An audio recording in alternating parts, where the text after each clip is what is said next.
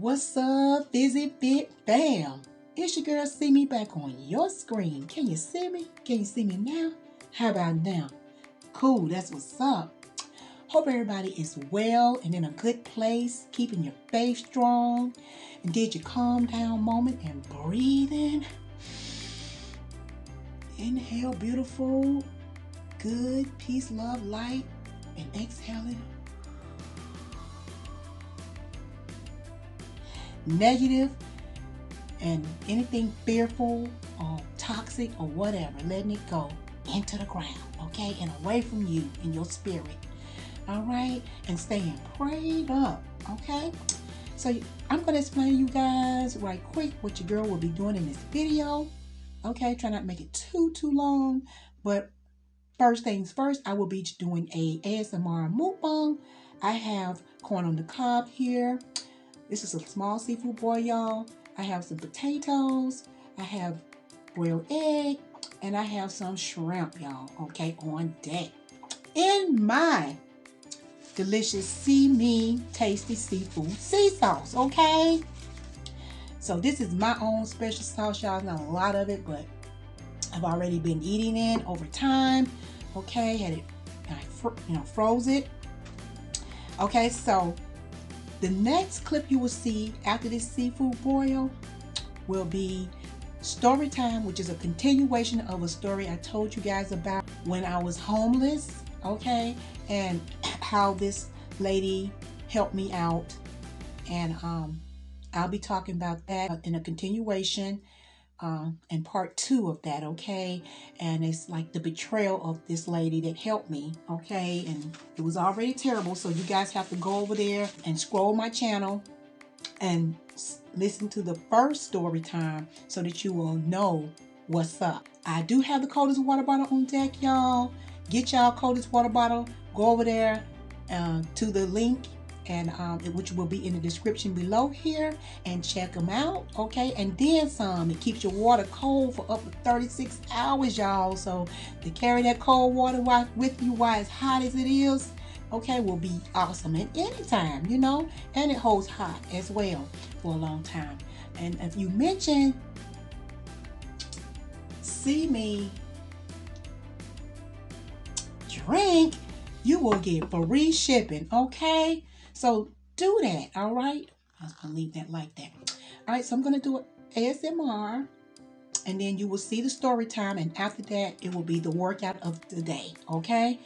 And that is going to do it. So we're gonna go ahead and get started. I'm gonna say my prayer before I move on to this next clip.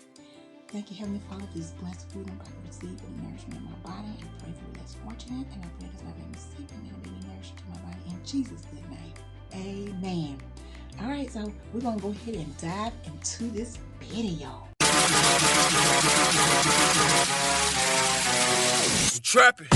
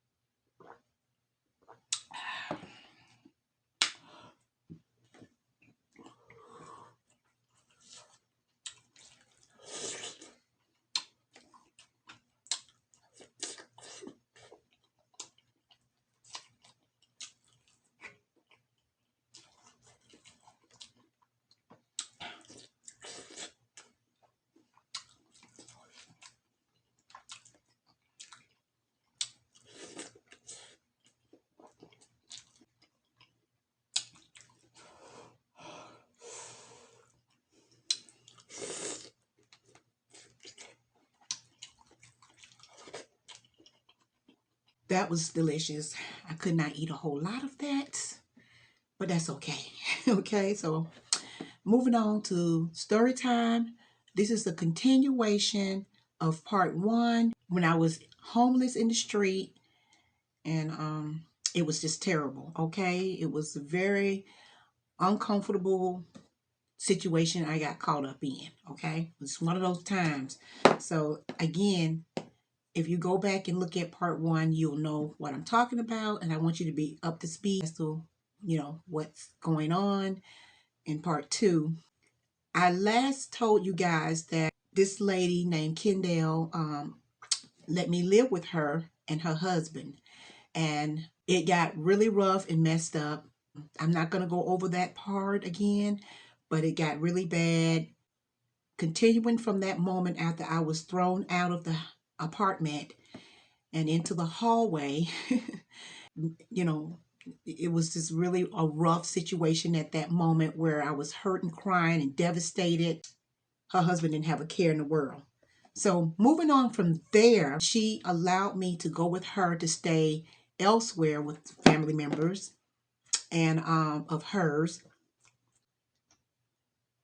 It seemed like everything was cool for, you know, a good while. Everything seemed to be okay. And I thought, she was really cool. I really looked up to her, depended on her a little bit. I still would do my thing because I have never been a follower, always a leader, even though I was in the streets, but still was doing me, and I was taking care of me too, pretty okay. I wasn't the type that would get on drugs and do things all messed up. I would buy me some underclothes and toothpaste, toothbrush.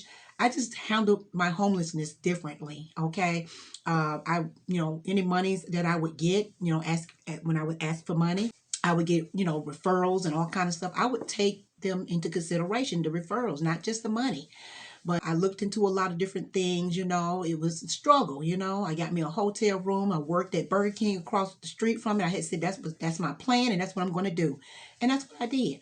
But it was still times where I would be out, and about, and so that's how I came across this lady when I went to a service station that she worked at, and so when she took me in. So again, I really thought she was a wonderful person, very cool, down to earth person. She, from New York and everything, and we got along pretty good. Everything was okay until that brings us to this part two.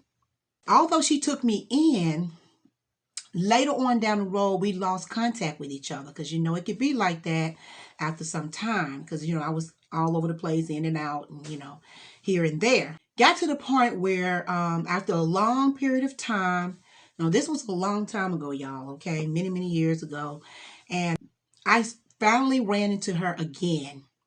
We crossed paths, and I was really, really glad to see her. I was excited, like, oh my God, hey girl, what's up, and we hugged. She was excited to see me just as much. She had a new boyfriend, and let's say Raymond, okay? And Raymond, I think that was his name. It's a lot of Raymond, so don't nobody know who. So anywho, exactly which Raymond this could be. So we started back, talking, and I went to visit her and everything. She told me where she lives and everything, and invited me over and everything, and she let me know about her new man. Okay, so I was like, uh-oh, I'm not trying to live with her again, that's for sure. Okay, because I was okay. I didn't want to take no more chances like that. So I wasn't the type to take, I'm not the type of person to take a lot of chances then or now. Okay. So we had fun, we laughed, we did things together, there in her place, and she cooked me some food, and we just really caught up, on a lot of stuff, and she felt really bad about what happened to me. At least it seemed so. Okay. Yes, y'all.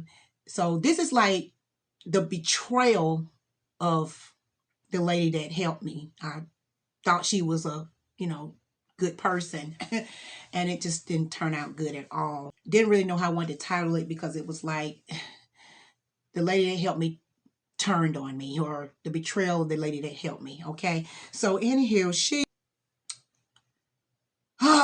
made me feel really comfortable again. Just put it that way. Her boyfriend seemed pretty cool and everything, and we talked. We, spent countless hours, talking and laughing about different things and whatnot.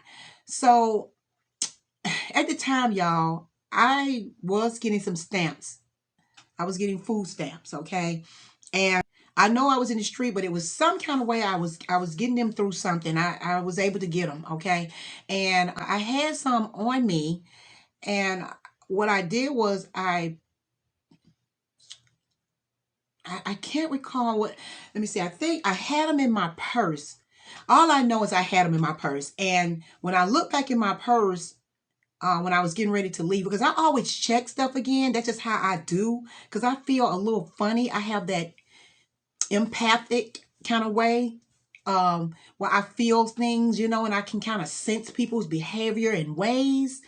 And I just picked up on this vibe. Something was telling me something that just wasn't quite all there.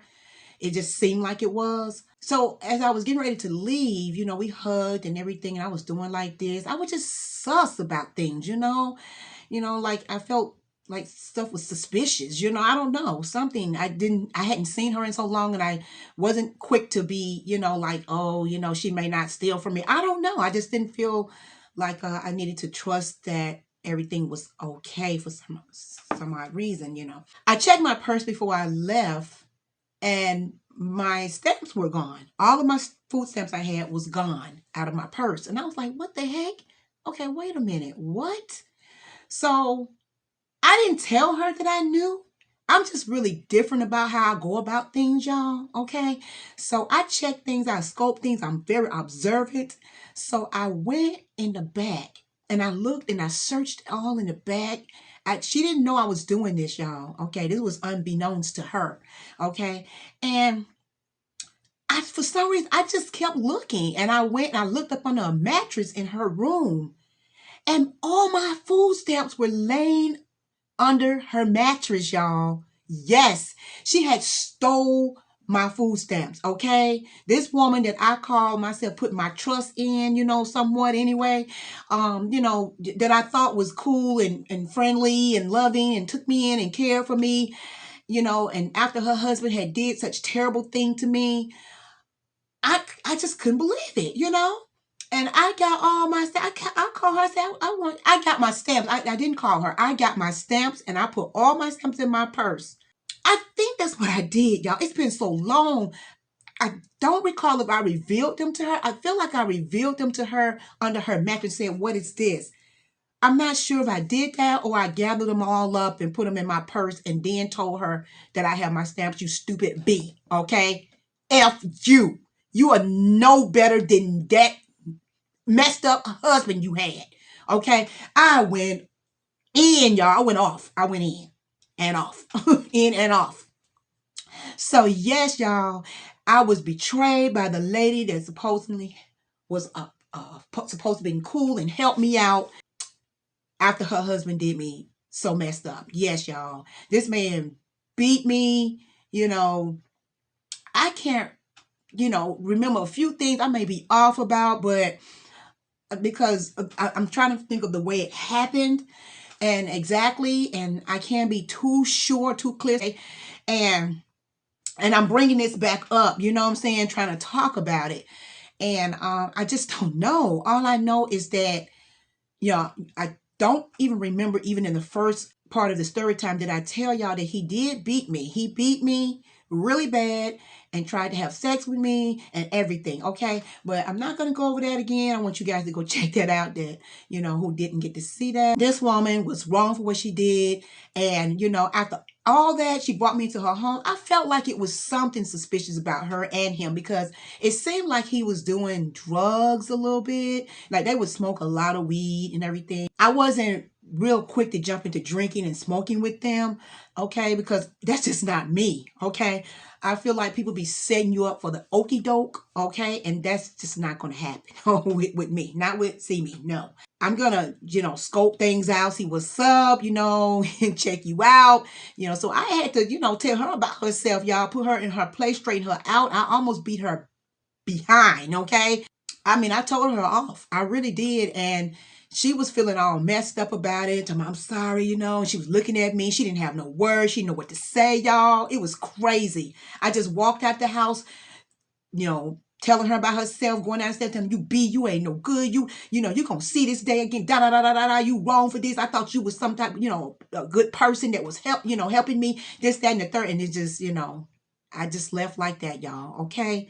So that's how this ended. So if I'm missing something, I don't know what it is. Like I said, I don't like to sound, you know, like I can't really tell the story because I really want you guys to feel me out as to how this happened. But, you know, like I say, it's been so many years since this happened. So that's the end of this story time.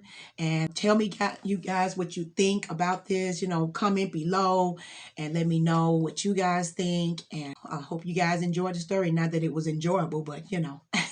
All right. So that ends this story time.